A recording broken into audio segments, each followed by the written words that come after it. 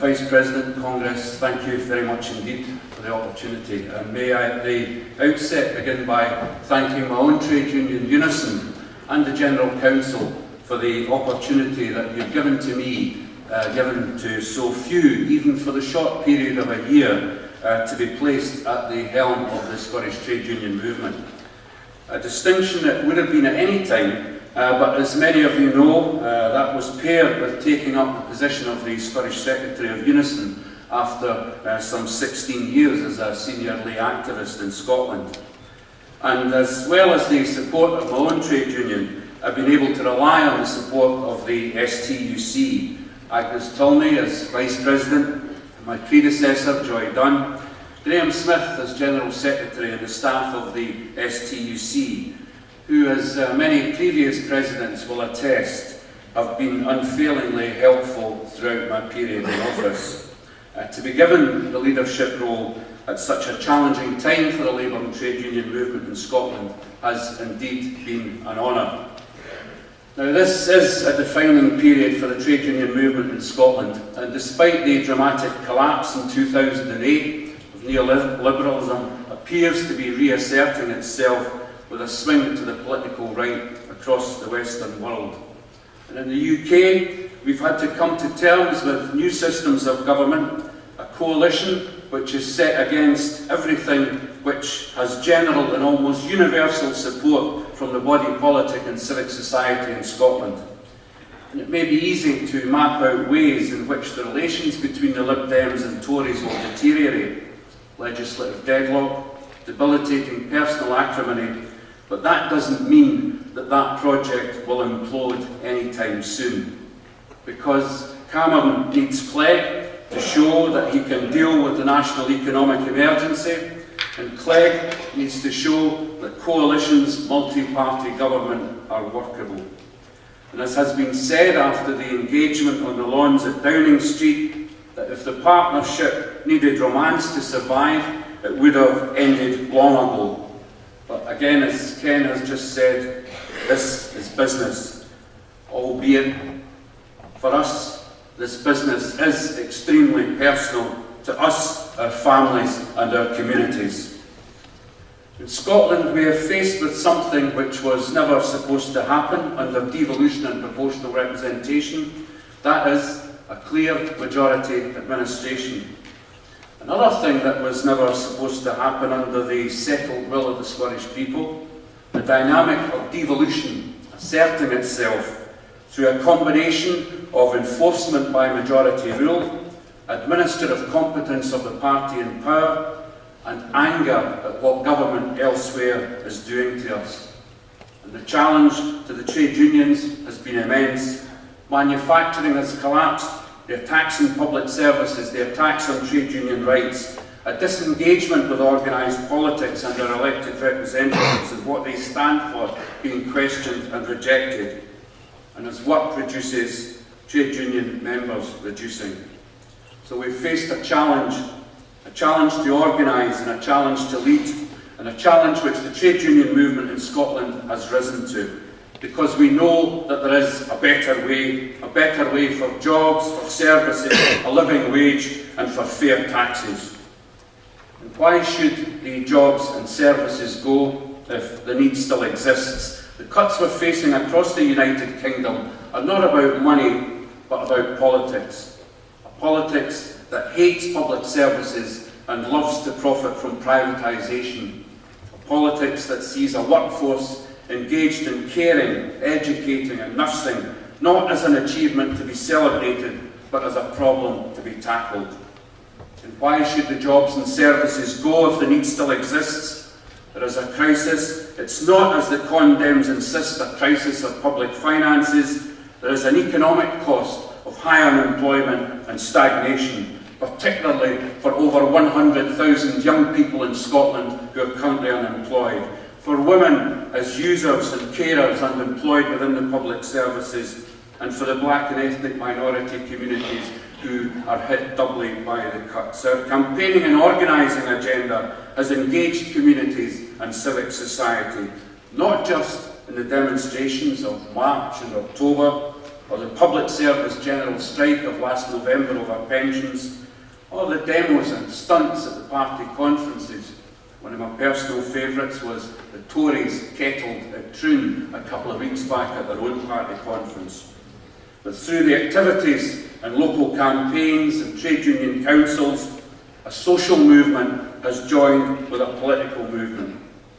This will continue in next month's local government elections, because the services local government provides are used by all and are vital for many. We need to see a renewed political purpose from Scotland's councillors. They're not elected to manage local authorities. Councils employ people to do that. And if councillors are going to shrug their shoulders and say that there's nothing they can do, then we're entitled to ask just exactly what councillors are for. Councillors should not be passive administrators of a cuts package determined elsewhere, but champions of their areas, their authorities and the services that their local populations rely on. A better way. Because this UK government is seeking to destroy the welfare state and the welfare systems which a social consensus of generations since the Second World War has taken to build. Or so we thought. Because the condemned government in the United Kingdom shares the outlook of their counterparts who are running things in Europe. Remember Thatcher, when leader of the Tory party, once declared that there's no such thing as society, and then went on to spend the best part of 2 decades trying our best to make that so. So when a politician talks of the big society, you know that something is about to get smaller, and in this case, it's the state, it's the public services. Why should you care if it's not something which you yourself will ever need? And Kevin Maguire, the associate editor of the Daily Mirror, has stated that the current Tory party is more ideological than in the Thatcher era.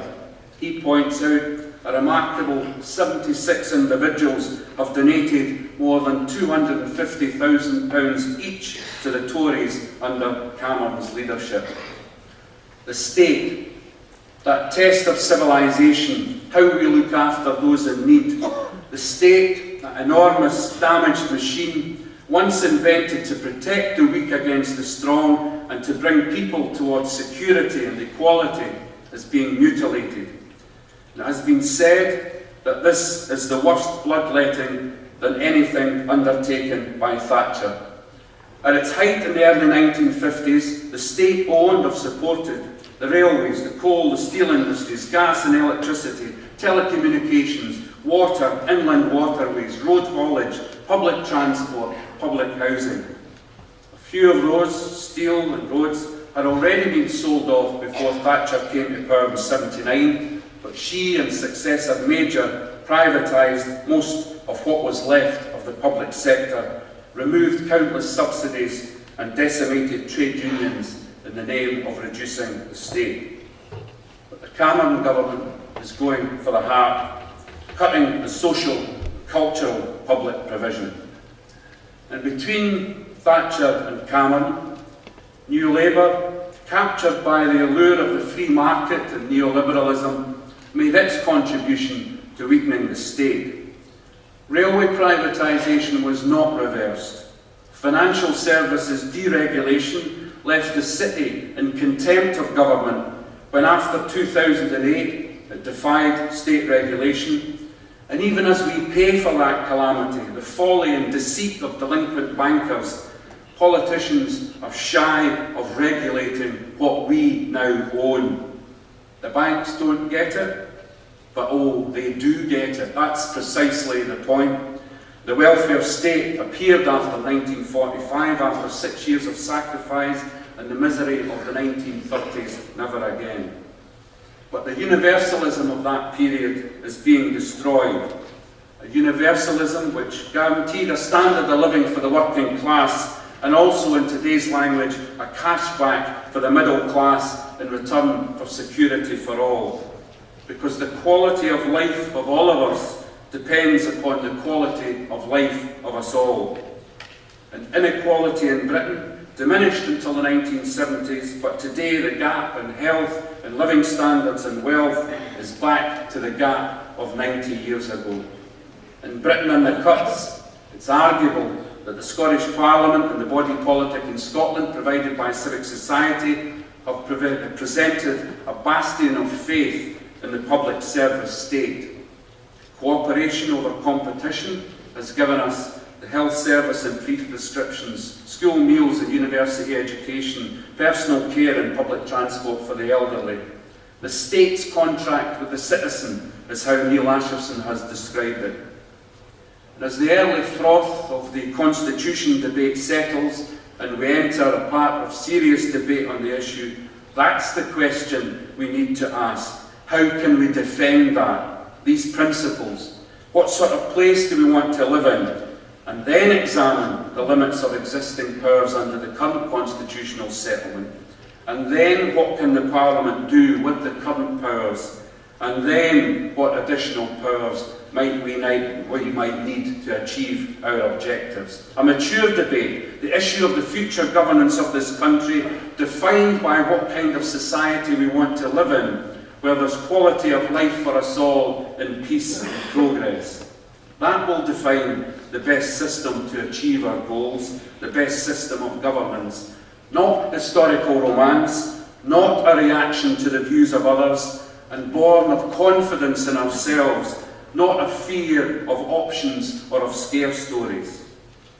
Now, regardless of the referendum to come, the UK has 4 separate governments, and now the 3 devolved administrations in Scotland, Wales and the north of Ireland are winning greater economic and legal powers, ending London's grip on the country.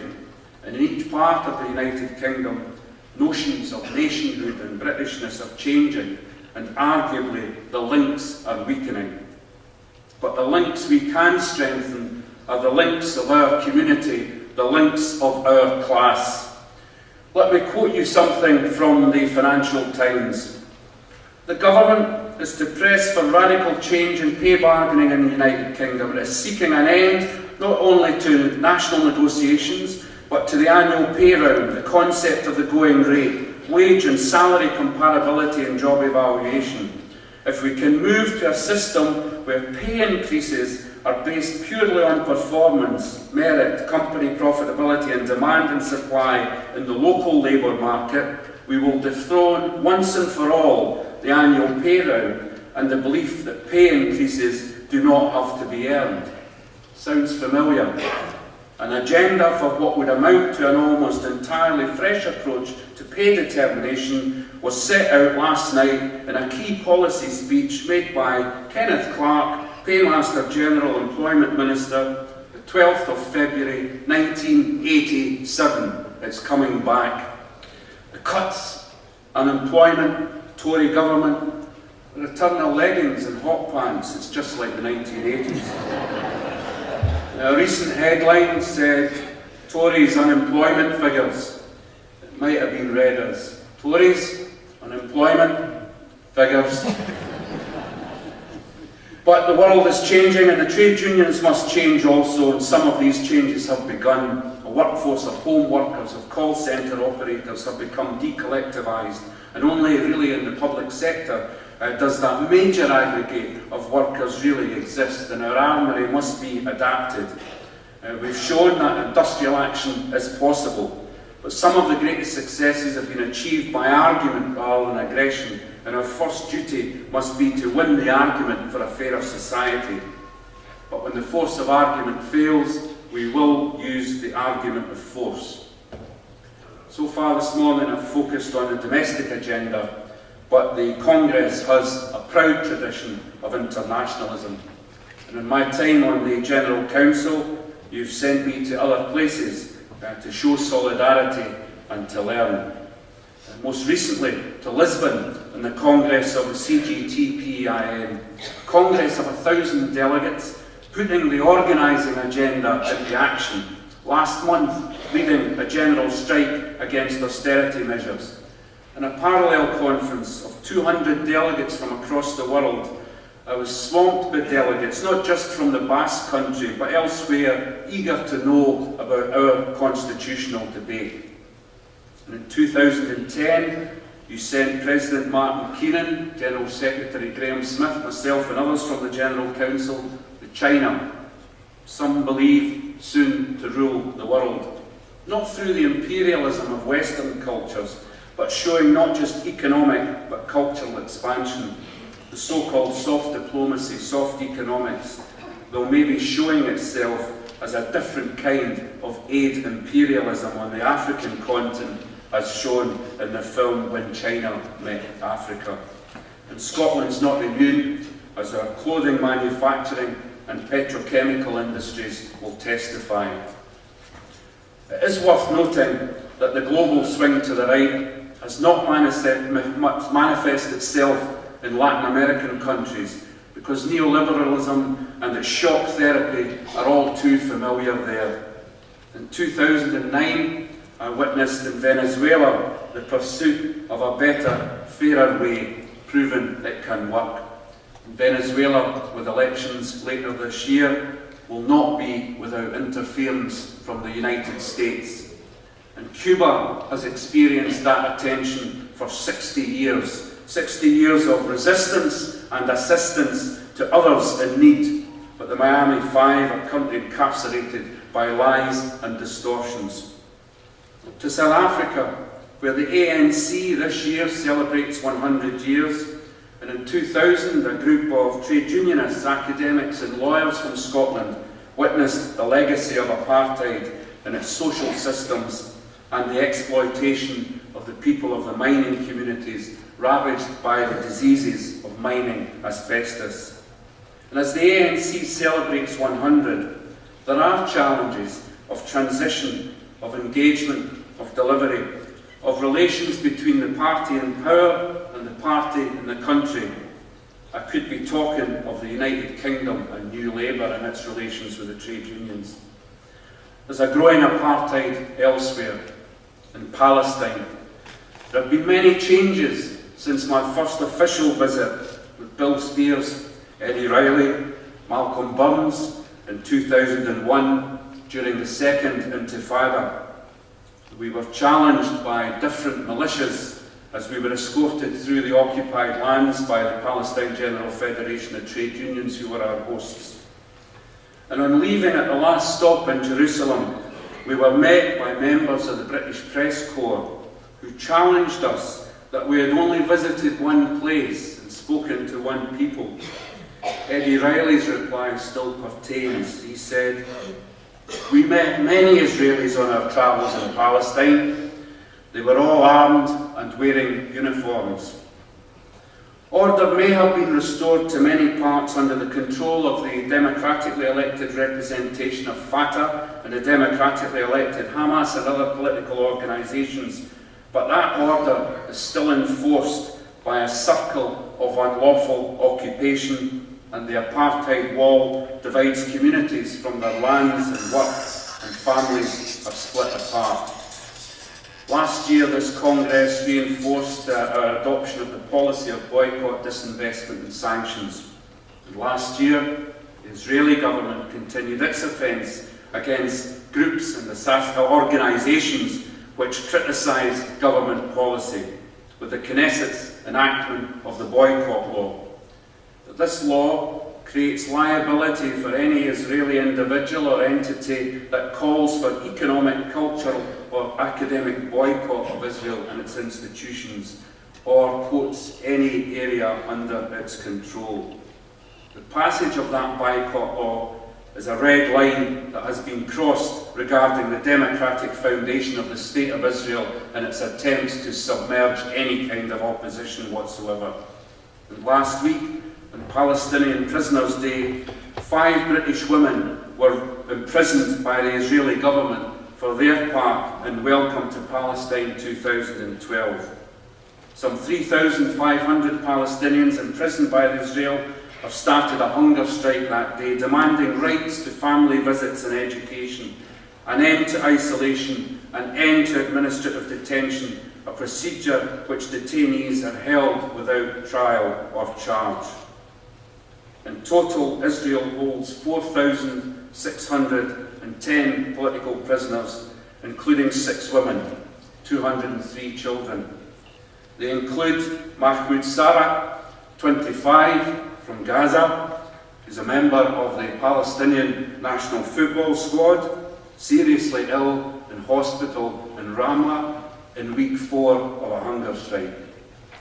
The 5 women from Aberdeen, Edinburgh, Manchester, Dumfries and Glasgow were taken to Gavon prison on landing in Tel Aviv airport a week past Sunday. They were amongst 1,300 international participants of the Welcome to Palestine initiative that sought to highlight Israel's blockade of the West Bank. So we salute Joy Chakua, Lynn Leach, Aberdeen University lecturer Caroline Ejerzi, Terry McLaughlin from my own union UNISON, and Pavin Yakub from Manchester, who arrived home on Friday. More importantly,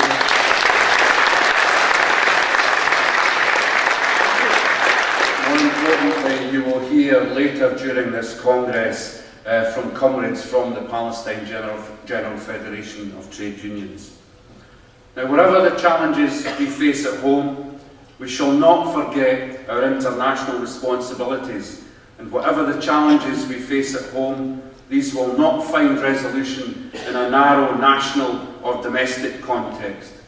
The European trade union movement could play a critically important role, as we could play a greater role in that movement in combating xenophobic nationalism, by providing a clear vision, by organising, by arguing that good, fair and employment rights, a well-trained, competent, confident workforce can benefit business, and in the sector which gave me employment for 36 years can put the public back into public services.